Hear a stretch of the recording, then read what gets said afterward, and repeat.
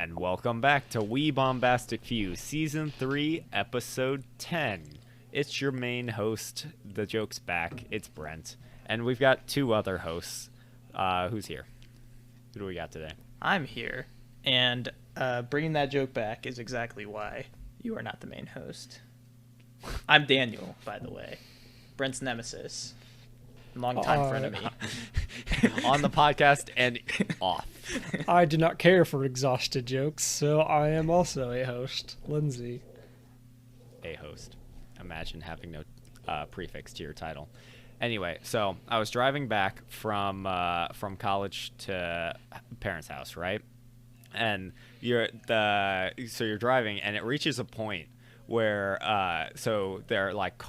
you notice there are more cars around you, and there's just getting to be more and more cars around you, and it's a decently busy highway, but never like super packed really. And so I was like, man, there are getting to be a lot more cars. Something seems fishy. And then you notice that like one lane is completely empty and one lane is backed up as far as you can see. And you're like, oh no. And you know what's coming. And then like the few people slowly start shifting over, and you've discovered it. You're in a traffic jam.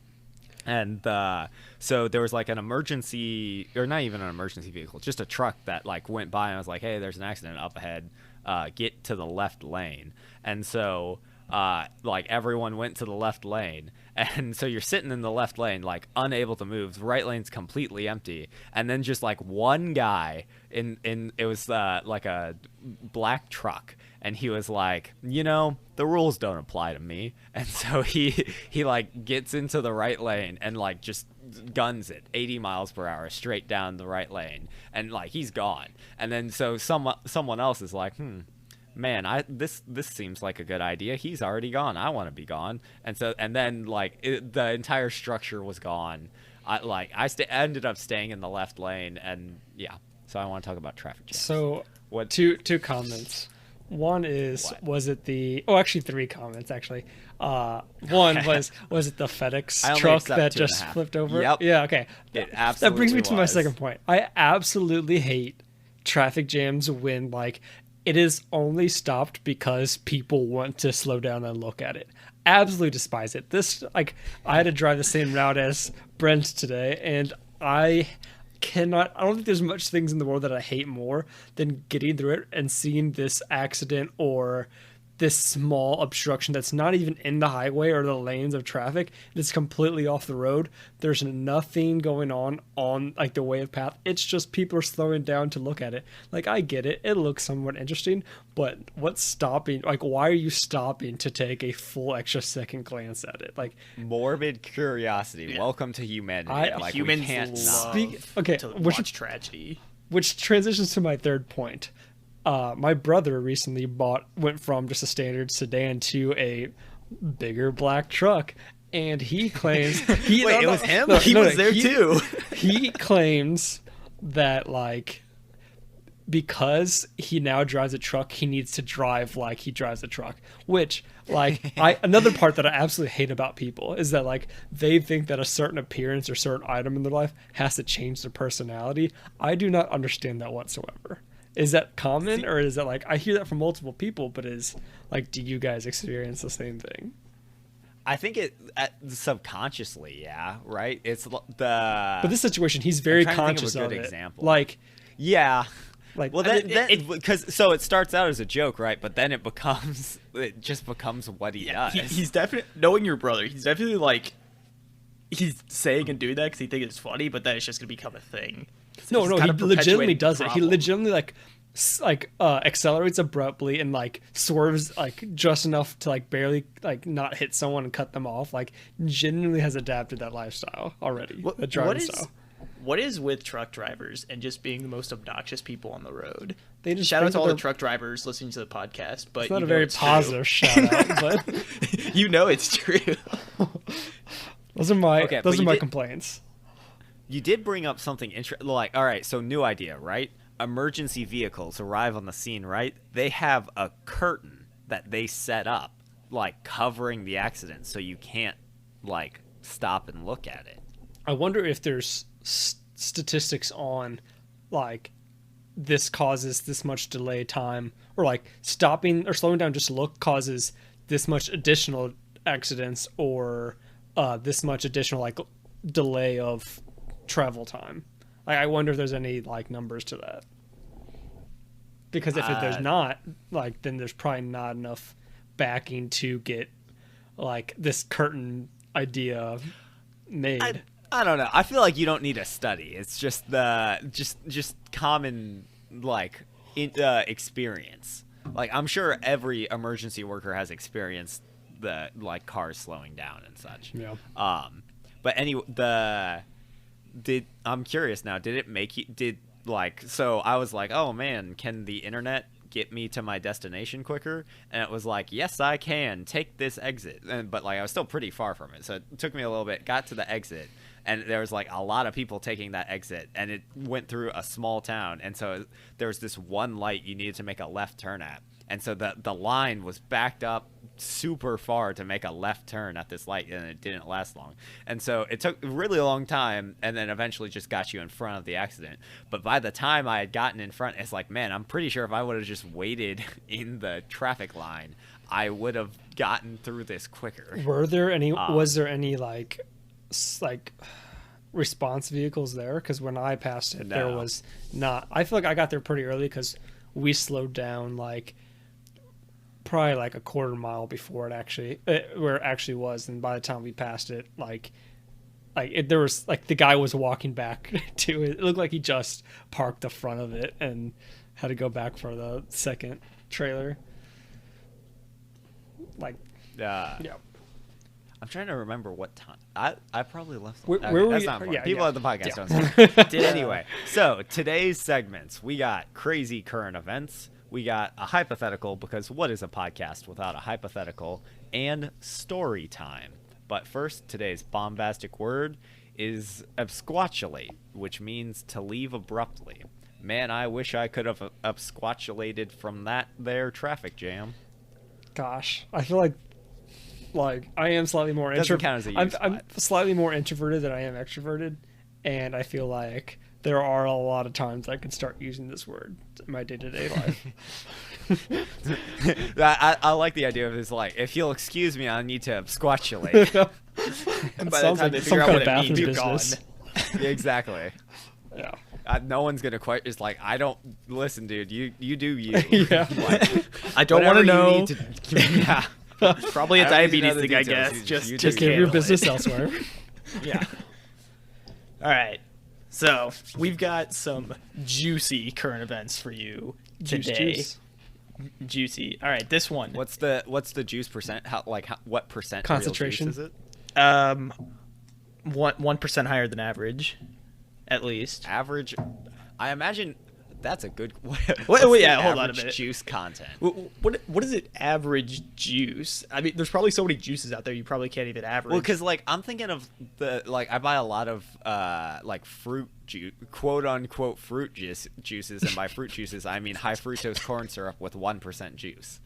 So like I wouldn't be surprised if like the average fruit juice is like 6%. Well, I think there's and also that's like counting 100%. I think there's also some like fruit drinks that literally will say contains no fruit juice. If they have to clarify Yeah. that, do they count that as a drink that has 0%, or is that like thinking about it, Wait, an soda's outlier. counted as do just they 0%. do they even call it juice on the packaging, or do they say flavored drink or fruit? No, they normally say like fruit punch or like a medley, or they call it something other than juice most of the Oh, time. that's interesting. So the But average but juice you is can't probably buy, like- above 50% then. But you can buy like cranberry. Like I bought like cranberry apple juice, and it was 25% real juice. Does it say juice on the? Do you still have the container?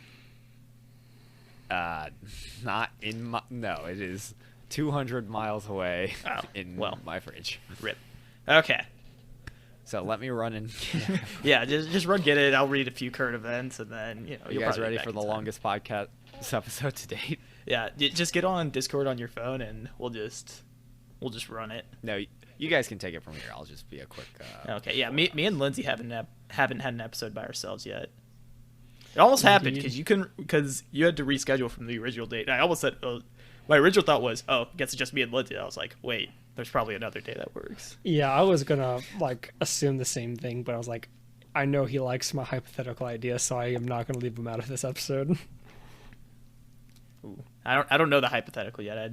I don't even know if you have it labeled in the agenda. I didn't look at it on purpose. He talked about it last week. But crazy current events. I'm waiting for my juicy crazy current events with a miscellaneous percentage of juice. All right.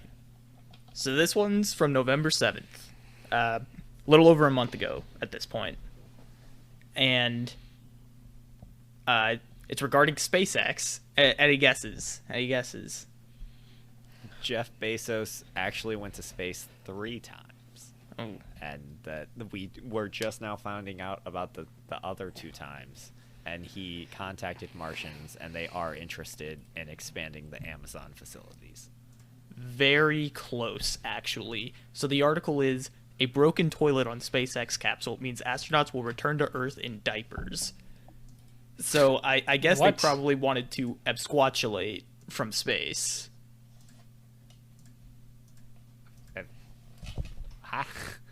Oh, okay. The toilet... I already forgot what Absquatulate was. leave abruptly. Also sounds like pooping. So yeah, toilet broke. You're in space. Your only choice is diapers. And I could have sworn I saw a good line from this. It might have been in like the summary. Well, that's gone. What are you guys' thoughts on that? I'll look for a good line. That diapers are very important to all people, and that so they had diapers already in space? I mean, I guess. I mean, you got to be prepared for any outcome. I guess. It totally makes sense that they'd have them there, but like my thing then is like, why is this newsworthy? I mean, it's just like that astronaut they were saying come off the space station. Just know that they're wearing a diaper and it is fully loaded. Surely they want everyone to they have that image. But no. I think like NASA has special diapers, right? They've got NASA diapers, like Space diapers. Space diapers. Like they're not your basic diapers. Like they've got a mini black hole inside them, and like all the waste goes inside the black hole.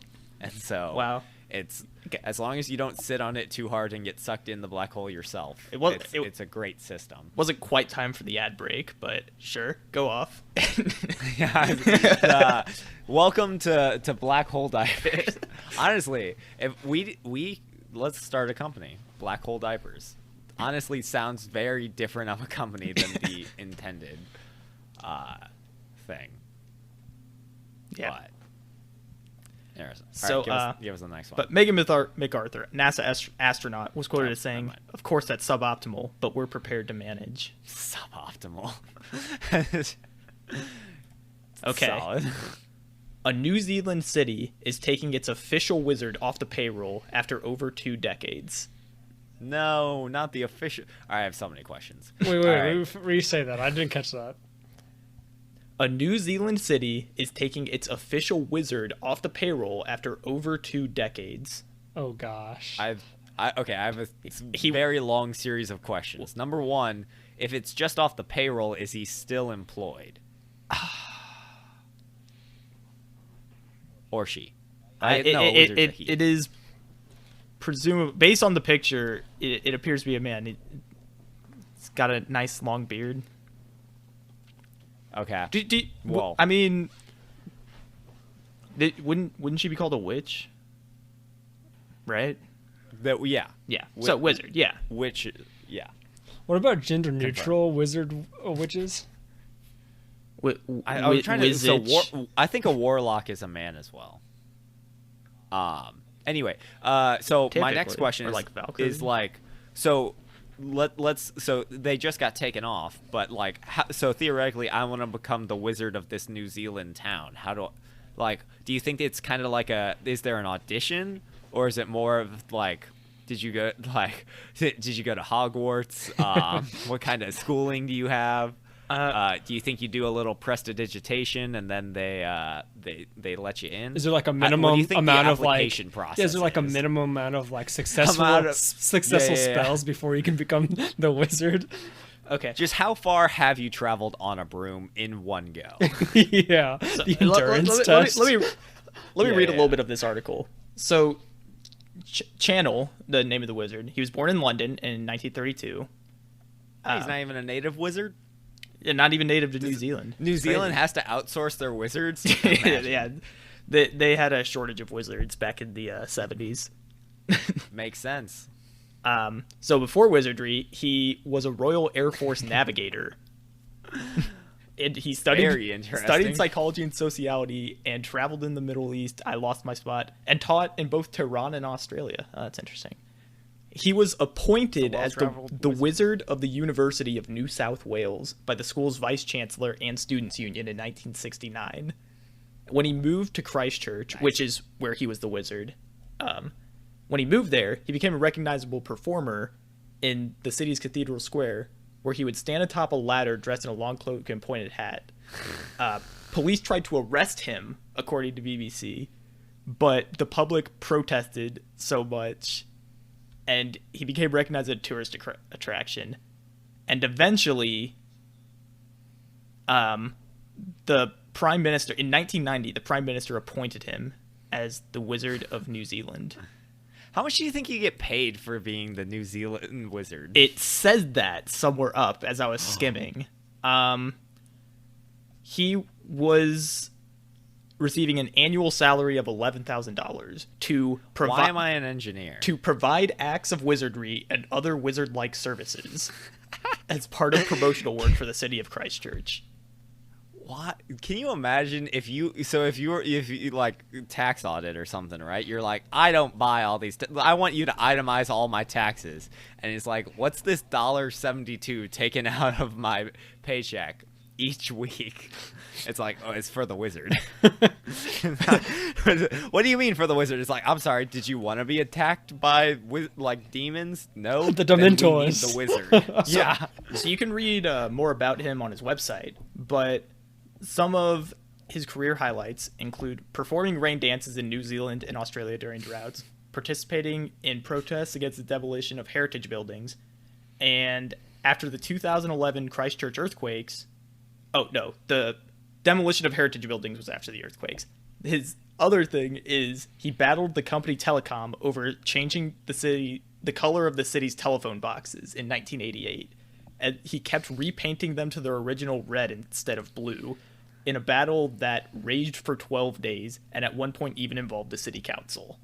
Okay, so two questions. Why didn't he use magic to paint them? Two questions. And I'm gonna forget one of them by the time I get to it. But so how long do you have to go? Like, how long do you think he went without doing something like beneficial before, like, well, we don't need this guy anymore, so we're just going to take him off the payroll? I mean, The it last seems like attack everyone where we loves this needed- guy, but I guess, I don't know, maybe they were low on money or their new prime minister's in NARC. The last wizard-related attack we had was over 5 years ago. I don't think we need. That's the thing is now it's like Batman v Superman or Justice League, right? The bell has been rung. They know the wizard is not protecting them anymore. Now, all the attacks are gonna happen. They don't have a wizard to protect them anymore. I love this story more. Can we do the entire podcast on this? We'll just save everything for next time. Yeah. We should. I want to point out two more things about this guy before I do like one or two more current events. So he battled Telecom over the color of the telephone boxes in 1988, and 1990 is when he was appointed as the wizard. So clearly he impressed the prime minister with that fight.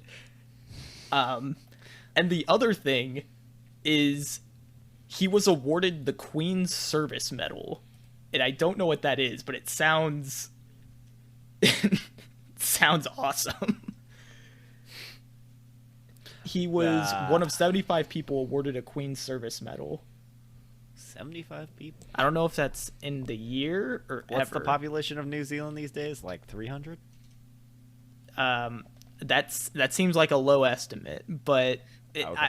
I'd imagine they have at least. I did do a 300 Fermi people. estimate to arrive at that, though. You did a Fermi estimate to arrive at 300, which is Yeah, not because they had order of 10 to the magnitude. 0 wizards. A wizard can protect 10 to the 2 people, and 3 times that if he's lucky. And it was a lucky wizard. Yeah, New Zealand has 300 people. Thanks, Fermi.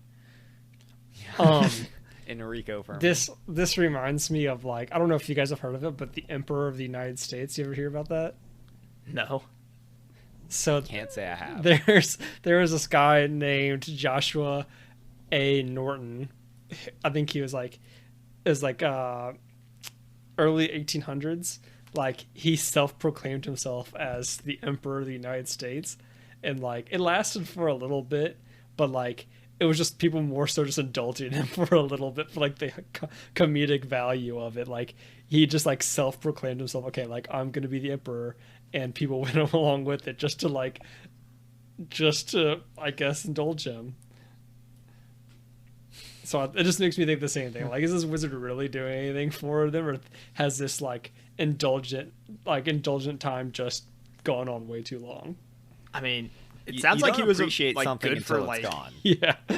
It sounds like he was a tourist That's all I'm attraction. gonna say. Yeah. It's, like a stand-up guy, kind of like have you heard of the Bushman in San Francisco? I feel like I talked about him in one of the early episodes. That also feels like a true fact to me. But for anyone who doesn't know, there's a guy in San Francisco, and he's been doing this for decades, where he carries like a branch around so it looks like he's a bush, and he just crouches next to the sidewalk with this branch, and then he'll jump out and scare people, and he makes like enough money to like provide tuition for people. Like, he could support himself, and he like supports other people with the amount of money people tip, because it's really funny. And one time I was in San Francisco with my family, and he got my mom, and it was goated, because that was like one of the only things, like, I was in San Francisco, I was like, I just want to see the Bushman. That's what I'm here for. And he got us. So that was a big moment for me. But I feel like that man's probably beloved in San Francisco. I would imagine. Anyways, I'll do one more. This segment's going a little bit. I'm not going to get into too many details on this. I think the headline is really funny. A ninja with a sword assailed a U.S. Army Special Operations Unit in California. Well, and who won? The Army unit eventually won. This is from October 1st, 2021. Your tank is no I'll power I'll against say up my front, sword. Two people got injured. Luckily, it was stitches were the extent of the injuries, and both injured people were able to come back to full service, which is great.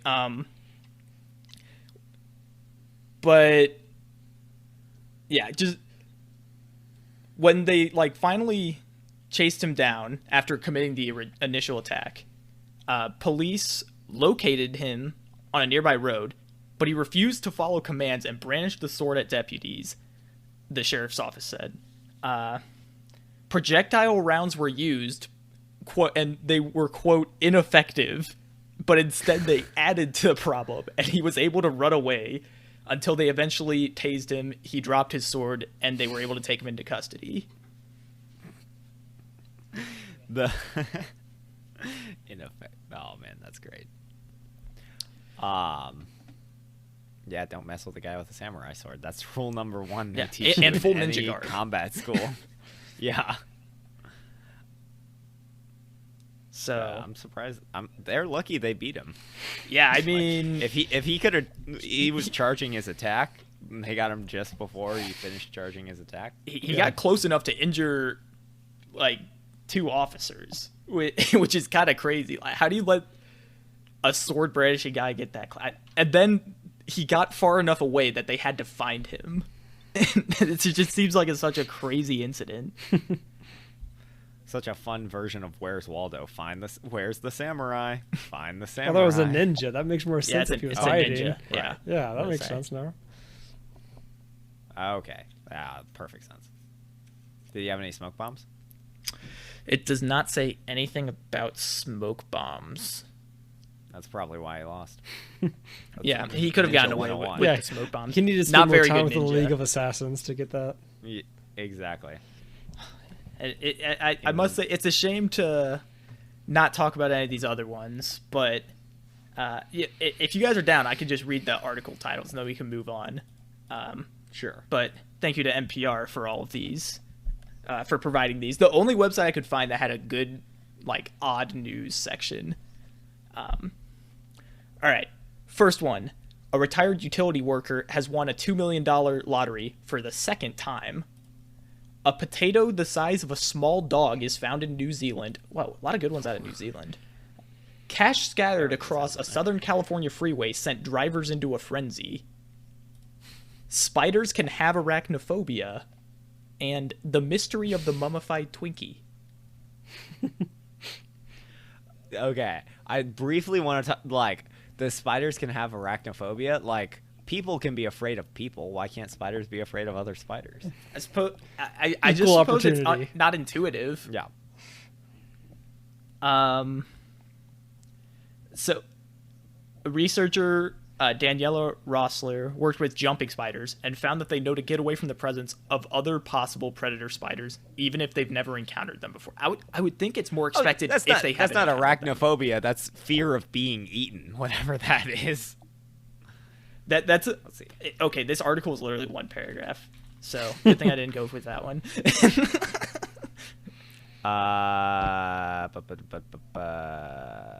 So I wonder if you want to keep spiders, like, out of your house, what if you put, like, Halloween spider decorations up? So, I don't want to pronounce this because I'm not sure I'm pronouncing it correctly, but phagophobia is the fear of swallowing or eating or of being eaten. Bagophobia? Phago phobia. I understand the hesitation. Interesting. And I feel like that's not one you can break out at a party either. Yeah, I've got You this said fear. what? It's called Yeah. Yeah. All right. Anyway. Bombastic quote. An apple a day makes you have one less apple. nice. And now to the hypothetical. Because what is a podcast without a hypothetical? So, for today's hypothetical, it is not a hypothetical. It is real life. Because as the entire world went to go see Free Guy, after Free Guy and Ready Player One, they became very into the idea. Very many years apart.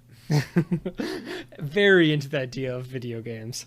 And with video games, they wanted to carry around more stuff with their their avatar counterpoint or counterpart.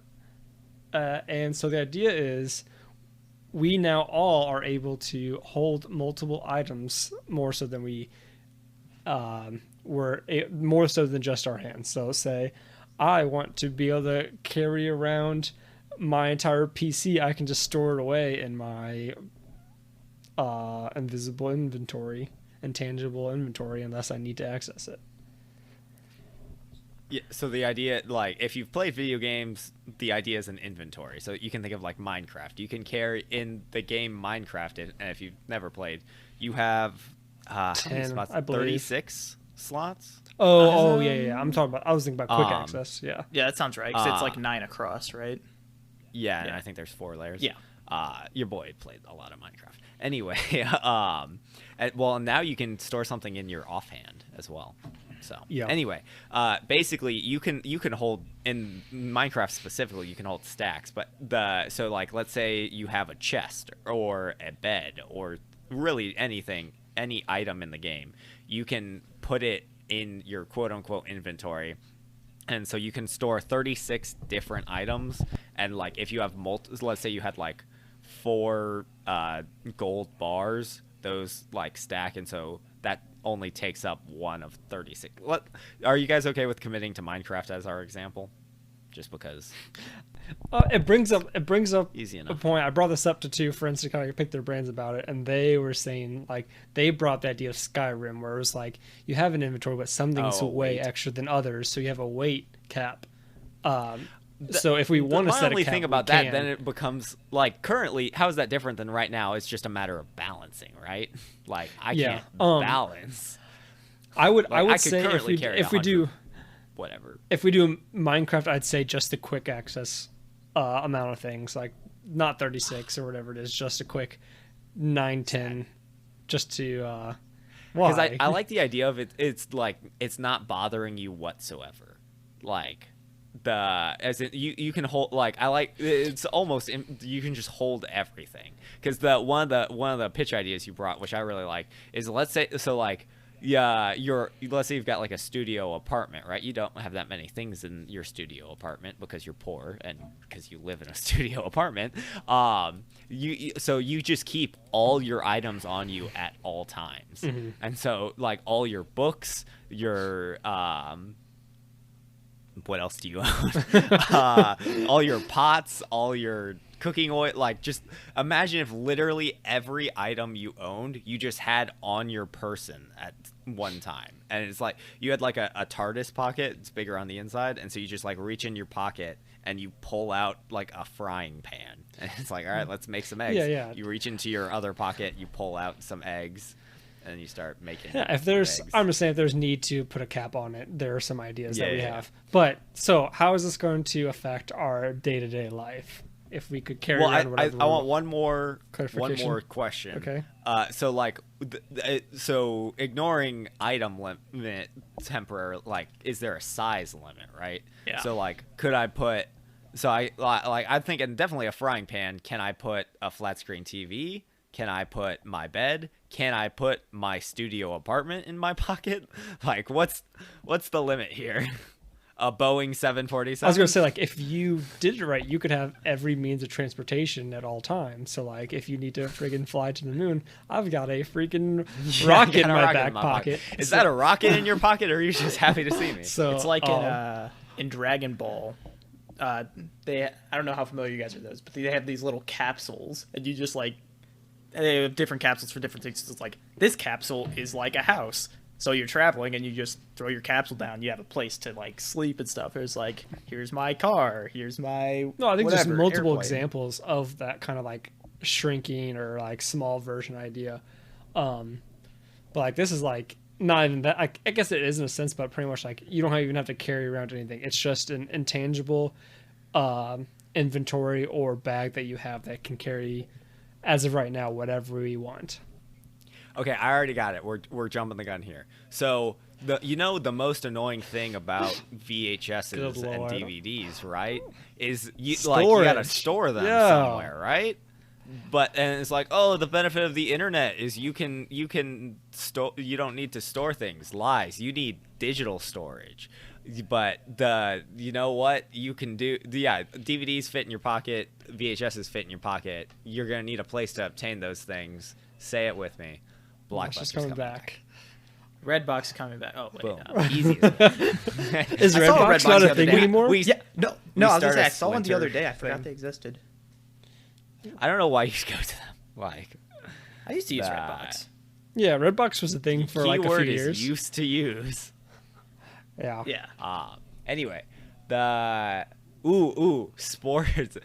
I'm hitting the high, like, I'm excited today. Okay. So you're playing football, right? Can I put the football in my inventory as I'm running? No, because that's like that's like we'll go the classic. You drop inventory on death, so you need to kill the person holding the football in order to make them drop the football. That's a very interesting point. Is because say. Like at my job, I work with some confidential stuff. So like in theory, I could just like, oh, here's a confidential document. I'm just gonna put away in my inventory, and no one's gonna know that I have it. Type thing. Well, I mean, until they kill you. You could do that now. You just be like, I'm gonna put I this mean- important document in my laptop bag. I mean, say I work for a certain company that has some big government secret in it. I'm like, well, like I'm gonna take this for my own, even though it's the size of a freaking football field. I'm just gonna put it in my pocket real quick. So no, you work at Area 51, right? And it's like you just put the spaceship in your pocket. No. no. Slide away. Even better.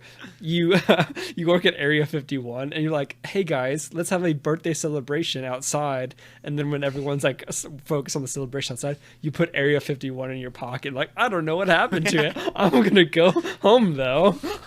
All right, so the first person to put the Earth in their pocket is going to die. That's so it's balanced because you put the Earth in your pocket, you don't have an atmosphere anymore. You're going to die. When you die, you drop your inventory. The Earth goes back. Everything's solved. So you can put the Earth in your pocket. It is a death sentence. I definitely think that there is like some limits we need, but also there's definitely like even if you put limits, there's definitely some things that will be taboo, like. I think it has to be something you can freaking pick up. Despicable Me scene. Like you don't want to. You don't want to take the moon. You don't want to shoot the moon. Take the moon and put it in your pocket, and then like. Can living things be put in my pocket? Can I put Lindsay in my pocket? I mean, if we're going Terraria logic, you can catch living things and put them in your pocket. Oh man, so Pokemon became infinitely easier. You don't need those silly little Pokeballs anymore. For all the times Gotta I've catch 'em encountered all, a human Pokemon in edition. the wild and not been yeah. able to fit it into my pocket. That'd be terrifying if you were a celebrity, right? Like, imagine you're Will Smith and, like, a super fan known as Brent, host of We Bombastic Few, like, comes across you and he just steals you and puts you in his pocket. That'd be terrifying. But what if Will Smith feels threatened that you said this about doing it to him, Will so he Smith, does it to you instead? Will Smith, I would never put you in my pocket. Wink, unless wink. it guaranteed you going on a podcast. Please come on the podcast. 5 minutes. We only want 5 minutes of your time. Shut up. I don't think you should have put we're a holding out for a qualifier full on the episode. first statement. I would never put you in my pocket unless.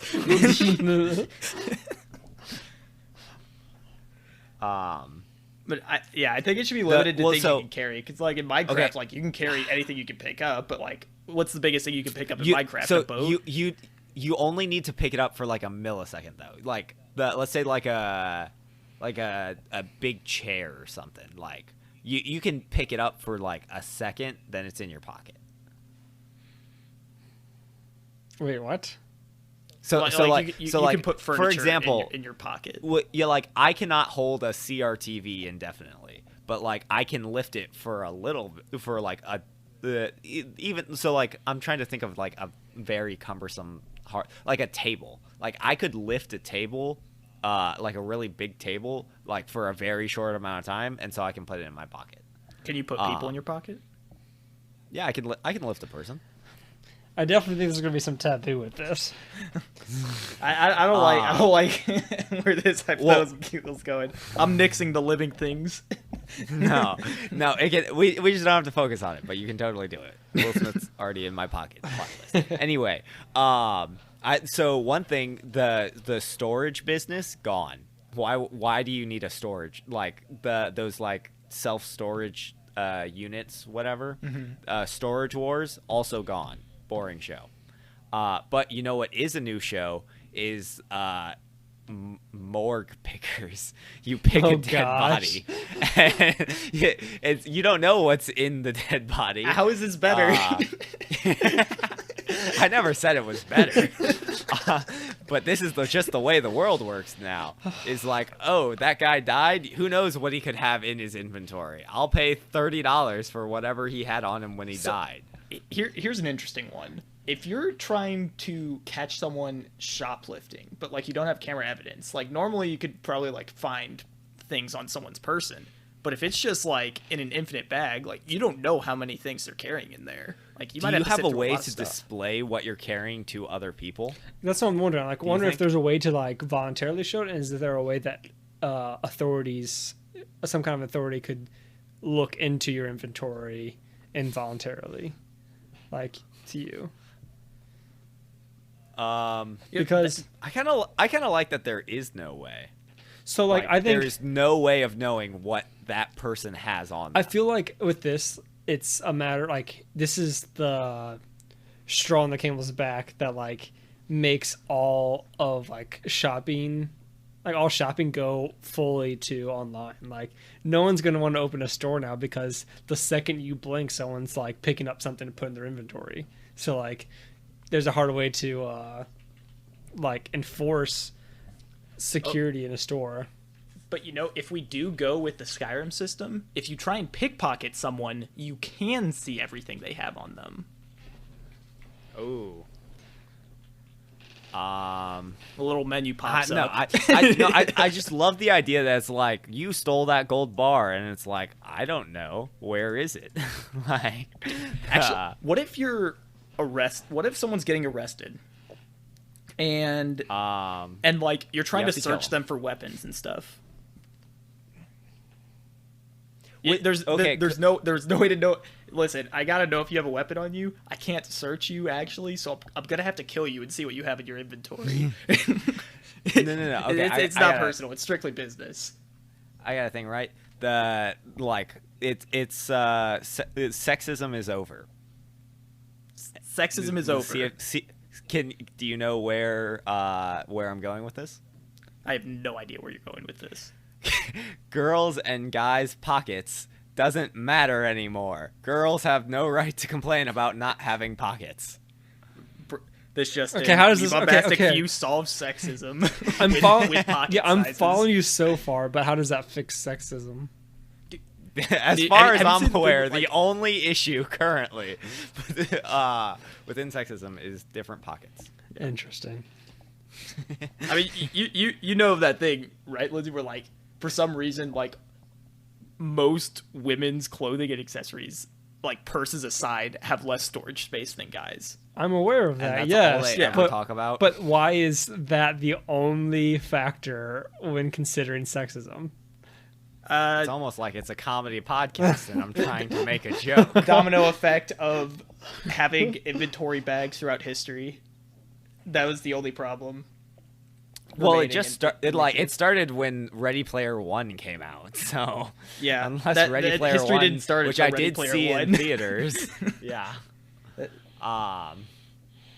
Pretty sure I was alive when it came in theaters. I mean, it came out in the last like decade, right? Yeah, it came out in the last like 6 years. I know that's what I'm. But like you was saying since the dawn of time. Well, that is the dawn of time. Nothing really matters before right. Ready Player One. Because it was such a great movie. Can we talk about how okay, I did not like that movie for one reason and one reason only. Is it the poster? The entire movie is about Easter eggs, and there is not a post-credit scene. Like, all right, welcome. Thank you for coming to my TED Talk on why Ready Player One is not a good movie. Okay, but it's just one Marvel fan molding that there's no post-credit scene in video it's game not movie. even that's like Ghostbusters Afterlife had 2 after credit scenes. Like that's just how you build hype for movies and franchises these days. Okay, like but it's a standard. It's not exclusive to superhero movies. I feel like at this point you should just like 2008. I feel like they should clarify at the beginning of the credits now. Like here's why like I think it was cool what Marvel did, but I also hate it at the same time because now like a lot of movies no one's really sure if there's going to be a credit scene or not. Also, and so they trick you into watching the credits. I feel like they need to put a disclaimer like there is a scene after the credits. If you're looking to see Spider-Man 2, there are 2 post-credit scenes. The last one though is literally just the trailer for the new Doctor Strange movie. So you've been warned. Oh, by the way, great movie. Go watch it. Like, yeah, would recommend. Highly recommend. Brent and I gave it like a 9.5 out of 10. Mm-hmm. And like I said right before we started this podcast, William Dafoe, I don't think there's a better actor for Green Goblin. Mm-hmm. I was trying to think if someone else did a post-credit scene before, and my mind went to Shrek, but I can't remember if that's real or not. Because there's the scene in the original Shrek. Maybe it was just on VHS, because that's where I primarily watched it as a kid. But all right, so there's the scene where like donkeys. Whoa. You got something? Go ahead. Yeah, I'm still going here. So there's like the scene where Donkey's singing like that reprise of "I'm a Believer," but I can't remember if that's like after any credits or if that's just immediately after the end of the movie. That's after the end of the movie. Yeah, okay. It's like the wrap up of the movie, pretty much. Like, this is the end type scene. The first movie to have a post-credit scene was The Silencers in 1966. Oh. And probably no one knew it was happening. But Everyone left the theater. I wonder who saw it. I wonder if anyone Night of the Living Dead was the third movie. Was it really? Post-credit scene. Why are you skipping the second one? What was the second one?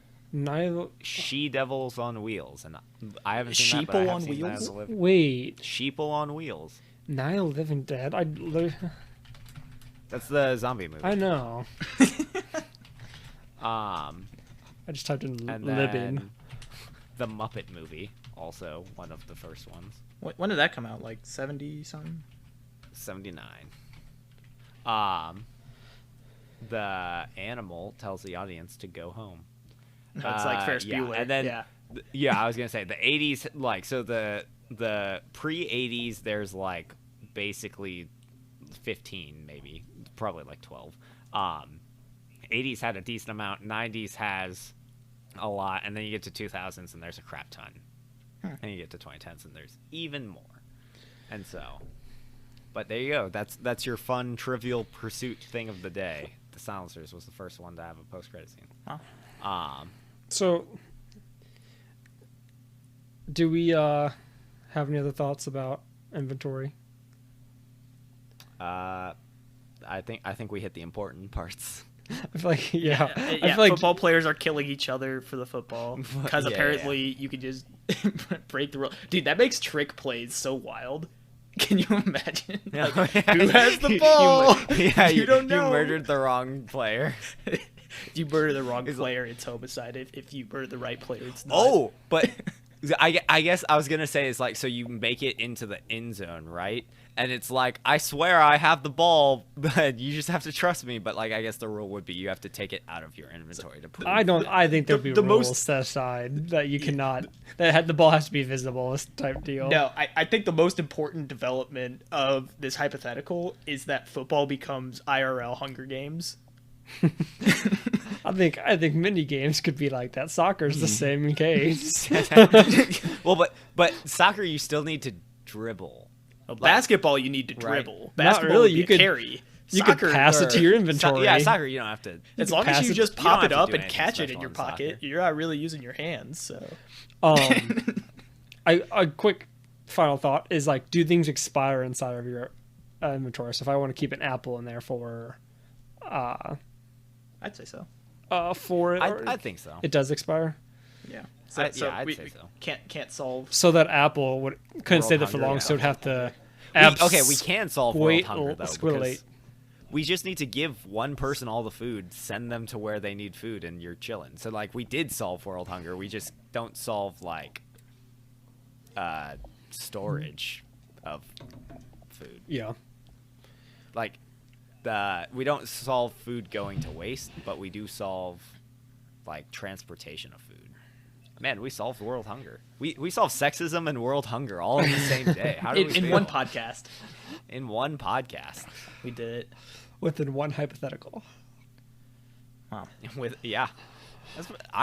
That's pretty good. Well, I don't know if we've done better than that before. Yeah, it's a pretty productive day. We talked about astronauts pooping themselves. We solved sexism and world hunger. It's huge. And the podcast isn't even over yet. You got one more segment. But before that one segment, we do have a word from our sponsors. This one's a little unconventional because it's not so much a product as an event series. Event series known as the Pajamas. What is that? Now, this is a new concert series that is only consisted of songs to put you to sleep. Don't miss Pajamas Tour #1, which will feature your favorite heavy metal bands. Listen to Black Sabbath perform Mary Had a Little Lamb. Listen to Metallica soothe you to sleep with the lullaby version of Master of Puppets. Listen to Megadeth and Pantera collab in your favorite lullaby songs at Pajamas #1 coming to a city near you. Spoiler alert, I heard that Kids Bop will be making an appearance at all their stops as well. Really? So they have like a side event for the parents. No, they're opening up. Oh, they're opening. Yeah, they're opening up for these other events. That's huge. Mm-hmm. They sent us a sample, and let me say, put you right to sleep with the extremely the Black Sabbath. Mary Had a Little Lamb, puts you straight to sleep. Bed shaking, but like it's very, very effective. Wow. So, Brent, you got some Pajamas. stories for us? Okay. So the idea is we're gonna take you back to the year is, how old am I? The year is 3rd grade for Brent, which means that's like You're 8 or probably 9, around right? mid It's 8 or 9. 2000s. And so the year is mid 2000s, and I used to write stories that were not good. I still write stories, but they're better now. At least I'd like to think so. Anyway, so I was going through my desk. I came across one of these stories, which was a whopping 10 pages long, which, like, back then, that was a full book to me. And so I'm gonna read you the first chapter, maybe chapter 2, depending on how quick it goes. But just give you an idea of it's just good content, really. You're getting a free story within a podcast, and we'll do an analyzation of the story. We'll get some predictions from the other guys, see what they think is going to happen. So here's the story. Chapter 1, the start of it all. One time, there were 3 boys named Phil, Jones, and Robert. They were very popular, but there was another group of people, John, Michael, and William. They were the English. Phil, Jones, Robert, and Brent. Phil, Jones, and Robert, they were the Spanish. They were after a hidden document. Let's stop right there. The English and the Spanish and the hidden document. What do you think? What do you think this hidden document is? Why do you think the Spanish and the English are after each other? It's the Magna Carta, for sure. Man, you read ahead, didn't you? Yeah. You were supposed to do that. This is supposed to be a live read. Yeah. Yeah, they're after that. I totally remember what the Magna Carta is. Also, like, I'm reading this as I've if you hear me say something and then correct it to worse English, but it's because I'm reading it as the author intended. I'm stuck on so you described Phil, Jones, and someone as popular. Robert as popular. That's John, Michael, and William. That's like the names have been changed for protection purposes is the thing. That's why I have a sticky note right here that I'm replacing the names. So they were very popular. I feel like that is it gives me so much insight on who they are and what kind of people they are. Wait a minute, Brent. Yep. I would have known you when you wrote this. Theoretically, you yes, we met in 3rd grade, so. You are one of these characters, but you have to find out which one. I'm one of the people in here. Dude, I'm Michael. I know it. Okay. One day, there was William. He was reading about the document that got stolen and hidden. He calls his friend, John and Michael. They go look for it. But the Spanish finds out. They look for it too. But the English gets the clue. What do you think the clue is? Wait, I thought William was one of the Spanish. I'm lost. I don't know why. It's so easy to follow. But so they go look for it. The Spanish finds out. They look for it too. But the English got the clue. The Spanish is too late. So dude, this is just like National Treasure. So here's the thing: is I'm pretty sure I've just watched National Treasure, so you might find a couple similarities, but that's not important right now. Anyway, hey, National Treasure inspired us all. National Treasure is a national treasure. That's the Easter egg of the movie. So Michael starts dancing and saying, "We got it, you didn't, ha ha." Dang. Phil Dang, talks showed to him. him I know it's me. and says, "Give me the clue." Michael gives it to John, and they run off with the clue. But the Spanish get the next clue. The first one wasn't important, and there was a next clue. Obviously. Quote, I'm not sure who says it because it's not stated. It is better than the first. They found it in the Lincoln Monument. But you had to get in through the foot. This is literally The Lincoln Monument. This is this is literally National Treasure, just a like, different what's an location. American landmark that they didn't go to in National Yeah. Treasure? I need this story to be original. Oh, but you ready for this twist? Ooh. The English takes a special hammer and closed it. The foot. They closed the foot. A secret where'd they find it? The Liberty Bell? No, shut up. I'm sorry. James said, Robert, we're locked in. Me and Phil keep ramming it, but the only thing that happened is that we have a headache. Honestly, that's pretty funny, not gonna lie. That's pretty funny. But then also, we're back in the story. I have a jetpack, said James, and I have some dynamite, said Robert. So we can blow this place up, said Phil. Naturally. Exactly, said James. That's exactly so what I they was thinking. blow the place up! Exclamation mark. It was tied. They both have a clue. Then the English finds a clue to a clue inside Daniel Boone's house, in the basement but under it. It was a little floorboard that opened up and they hear Indians.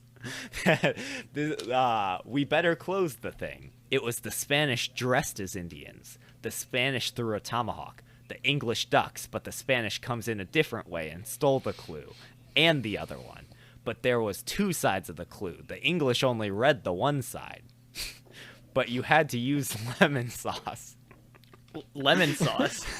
It's apart from National for Treasure. the invisible ink. Lemon sauce, Yeah. though. Wait, no. I thought you said No. you've seen National Treasure. No. Let me You don't remember the lemon sauce part? let me correct it. It wasn't lemon sauce. It was lemon juice. I don't know what lemon sauce is, but there's correlation. I'm sure. No, you don't remember the lemon sauce part of Yeah, they National Treasure. put together a simple syrup, and then Good lord. This is So they this read is the clue. aged beautifully, I must say. this is. But this is English incredible. gets it back.